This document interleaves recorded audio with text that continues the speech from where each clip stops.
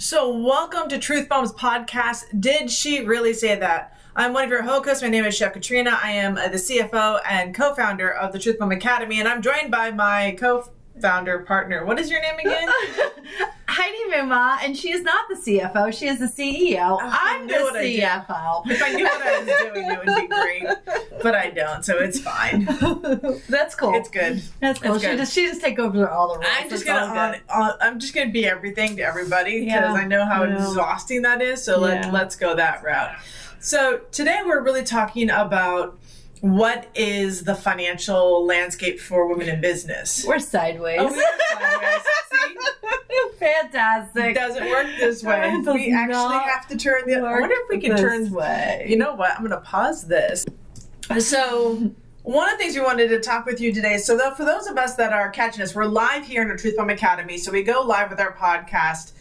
For those inside of our academy, a few days early. So you kind of get a little bit of a sneak peek before we drop this out into our podcasters. So that's one of the benefits of being in the academy is that you get to actually interact with us in our podcast and have a little bit of fun as we play in this world. So that's one of the cool things. But today we really want to talk about money. I hear this all the time that there is so much money available to women in businesses. They have grants for us. They have loans for us. They have all of this for us. And yet it seems like we have a hard time getting our hands on all this money. Yeah, there's many loops to jump through. Yeah. You just stop sitting off camera. Get your butt over in here. You see half of me. You're fine. You'll see half, then you see the other half. Mm-hmm. So one of the things that we've been really looking at in terms of the financial structure for women in business. So the first thing that we really caught our attention last year, I think for the last 2 years, was the profit first strategy. Yeah. That was really a game changer. Having built multiple businesses, having closed down multiple businesses due to financial reasons, to be totally straight, the profit first was the first real look at like how I already habitually use money and check on my money. That has been keeping me from just thinking all the dollars coming in or all the dollars that should be going out. So profit first was really, I think, one of the big things that had the huge impact on our business in just terms of taking care of our financial structure. Would you agree? Definitely. And I think it's a system that, it's like we talk about here in Truth Bomb Academy about the women's natural way of being in business, the way going deeper into what's natural to us instead of trying to be a man inside of a woman's body. We talk about how we do this from a natural, and what I love about Profit First is that it actually works with your natural human tendencies. And it's like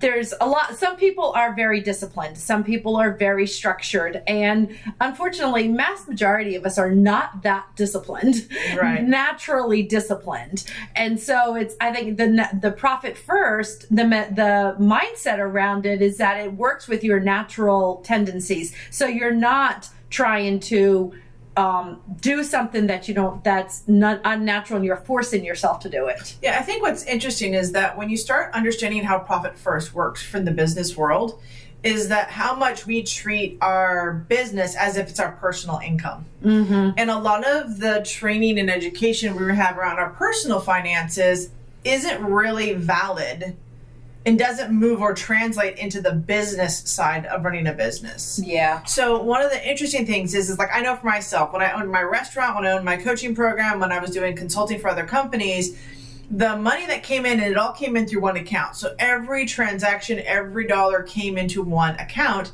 And then it was up to me as the business owner to say, okay, well, this money goes to taxes. This money goes back to my inventory. This money goes to this, right?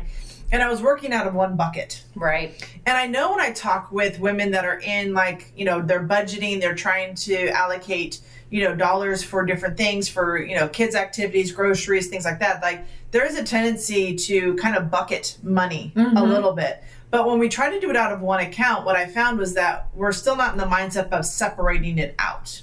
Yeah. Right. And so what I love about Profit First is it teaches you to create those buckets in your business. And then also use automation through a banking system that they partnered with, not a banking system, but a bank they partnered with that automatically does that It separates out that money. It takes the money that's all going into that income account and now disperses it into different accounts. Like, what is your profit account? This is where you are going to make your bonuses or pay off your business loans. This is the extra money. Then you have things like your owner's comp. So you actually get to take a paycheck, because this is one thing, ladies, we don't do well. So that was a big piece of the puzzle we wanted to dive into. Then there was taxes was another one. And then your OPEX, your operations, which is where you can pay your bills that are your normal operating bills. Yeah. And it's just, and it keeps, and what I love about it too is that separating the money into those different accounts helps us to make extra that looked like it was in your account, but it's easy to not to cast aside, especially I know for women, it's usually to say it was about not prioritizing that paycheck, not prioritizing that profit account, because it's like, ladies, it's like, we're actually in business to make a profit. I know a lot of people, we go into something to make a difference, to make an impact, but while you're making an impact, you have to make an income.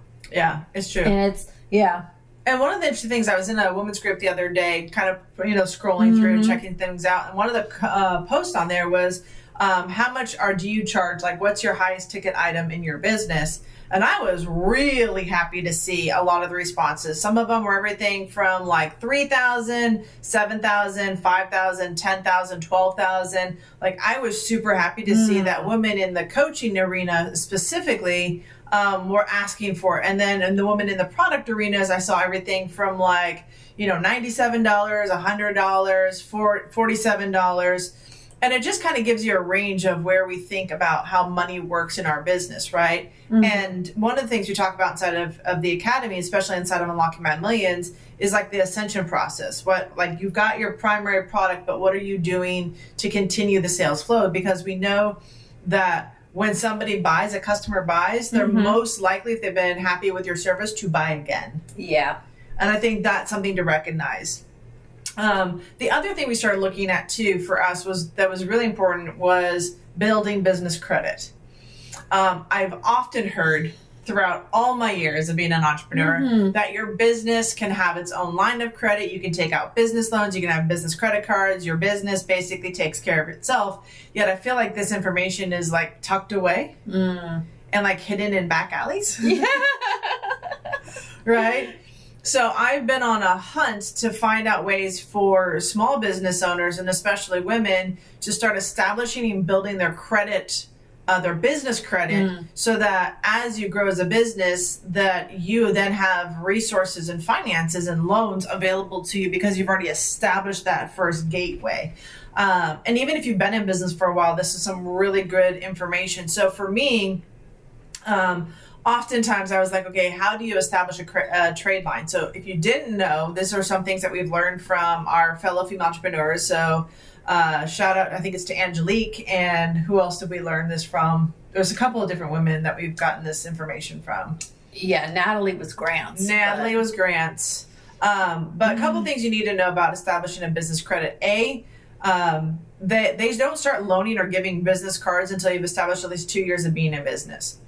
So the moment you have an idea about your business, grab your LLC, honestly. So your LLC automatically comes attached with, well, not automatically, but then you can go and apply for an EIN number. Your EIN number is your business credit number. Like, that is your social security number for your personal lines of credit, what you're getting for credit cards. Your EIN is your business social security number. Yeah. So you really want to make sure you get that as soon as possible.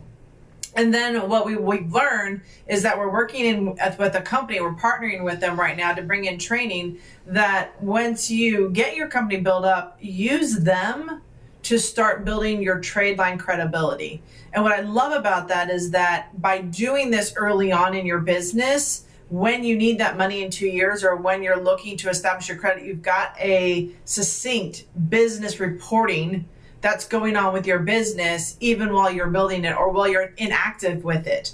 So that might be like, you might get your LLC, but you may not actually kick off that business for a couple of months. Right. So having that line of credit being established, that trade line being established while you're taking that time builds up, means that you've got longevity in the world of having better access to business loans. And the company that we're looking at really partners with a lot of incredible small business loans, works with different banks, different lending agencies, and then make sure it gets reported on your business credit, not your personal credit, but on your business credit. And that establishes the business as its own entity. Yeah, and that's important because one of the things we did learn about when we were talking with Angelique was it's like a lot of times you think you open up a business credit card like through your bank or something like that, but they don't necessarily report it back to your business credit report, and it's still on your personal. Yep. And so it's important, like if you are getting that business credit card through your bank or something, that like you have to actually ask them to report it to your business credit line, because it's a completely different system. So you have to get on them or call somebody directly to get them to report it to your business credit line. Yeah, and you're already enough in your business that you shouldn't have to be tracking down your reporting companies or your credit card companies to get them to report to your business credit. Like, it is not common enough yet. Like, we haven't really done a push. They're starting to see more and more of it. But you want to establish those trade lines, which is really what they call that in the business world. It's a trade line.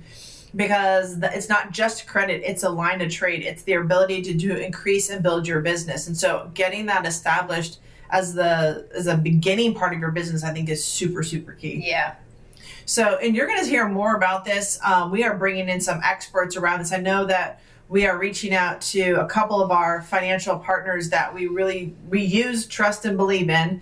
And they're going to be, bringing in and talking to the Truth Bomb Academy members, so that we can start educating you around this. I feel like this is the missing educational piece in business. There's so much training out there around how to market, how to grow an audience. But the sad part is, and I've experienced it for myself, is that we as women hit these 6 figures, 7 figures in business, and the way we're doing it is unsustainable because we don't have a structural financial support system in place that supports us in our development and understanding of how this money moves as a business. We had this conversation just the other day. We talked about letting money rest. Yeah. And I learned this a while ago. It's from a mentor or trainer that really loved working with local banks. And because you build that local bank relationship, and you can, especially if you're doing real estate flipping or real estate investing, it's really good to have that local bank. But I think it really goes with any bank, because banks, a lot of the way they make their money is by using your money that you deposit there. So when you make a deposit, especially a larger deposit, you want to let it sit for 24 hours before you use it. This establishes like a kind of a financial blueprint or whatever that the bank looks at and uses your money. And it's like, so if you let that money sit for 24 hours, it actually looks real. It builds that relationship with the bank. Yeah. It's not money just coming in and going back out again. Right. If it's like comes in and immediately bounces right back out, that's not establishing anything in your account. So it's just letting it sit there for 24 hours before you then use it for whatever you need to use it for, or let it sit longer. Yeah.